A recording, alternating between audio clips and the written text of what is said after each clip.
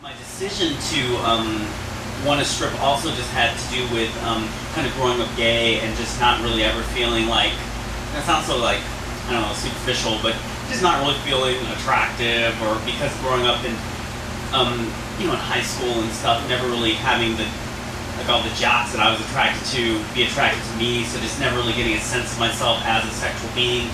And I think I was carrying around a lot of that baggage too, so it's kind of trying to figure that out. So it's really a combination of things. And I don't think I ever figured any of that stuff out, which is why I think I kept doing it, and finally just came to the realization that,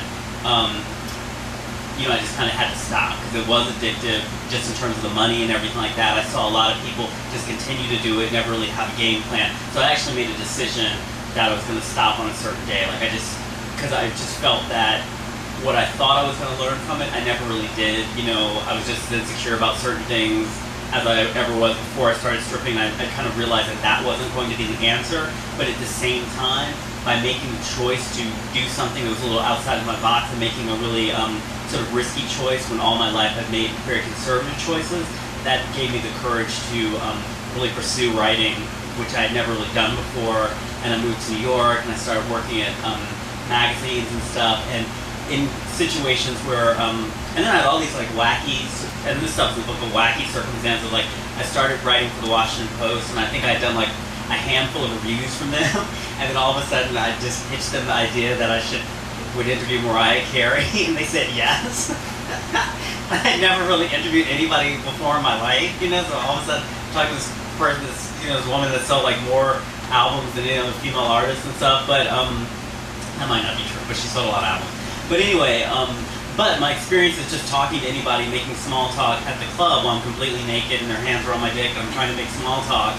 That really served me when I was going to interview celebrities, because I really wasn't, you know, I really wasn't intimidated in a way. I mean, it wasn't like I was intimidated, but I was just very comfortable talking to people, and I was also very comfortable in quickly sizing people up to try to understand kind of how to approach them, and that became very, you know, like dealing with like celebrities, almost dealing with a wild animal. You know, you're kind of reading the signs, whether they won't bite you or hit you with something, and so so it helped me in those two ways, which I didn't know going into it. The thing I went into it to try to help me, like I didn't get any help with that, like all of my issues and stuff. I probably still have them as much as I did when I started, but the byproduct of it was that it gave me the courage to kind of pursue other things in my life. Does that make sense? Yeah. We're definitely the minority, and like it's just one of those hard things. Like it's always in that certain environment, it's hard to tell. Like, oh, it's that person. It's very easy for me to go, that person's not tipping me because, you know, I'm black, but maybe he just didn't like me. You know, maybe he doesn't like, I don't know, short, talkative guys or something. You know what I mean? So it was a hard thing to kind of gauge. Did that answer your question? Sure. You sure? Okay. Craig.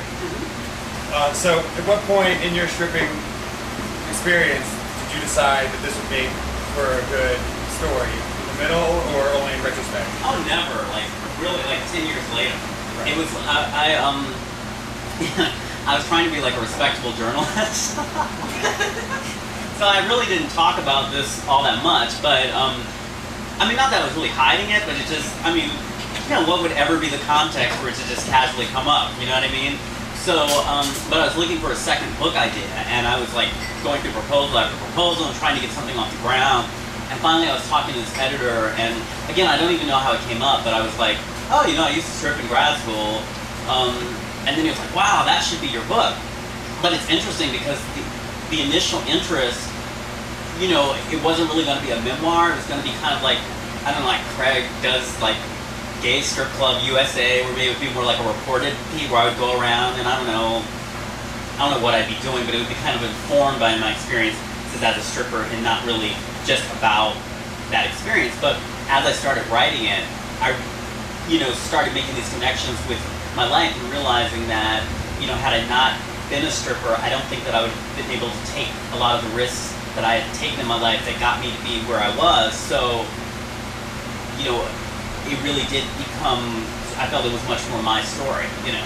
And in fact, the editor, you know, that gave me the idea, once I said that I really felt like that it was kind of my story, like, I'll pass.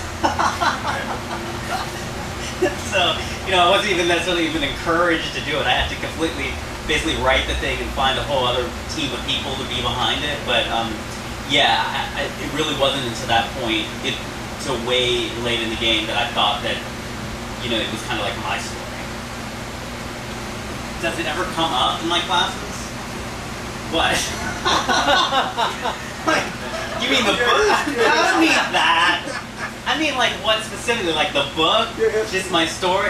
I mean, they know I was writing the book. Like, I mean, so, and then, once it was, like, on Amazon, like, once it was impossible to deny that, like, anybody could just look, you know, in advance of publication that I'd written the book and stuff like that, I did actually share some pieces with my students because I was teaching a memoir class, so it kind of made sense.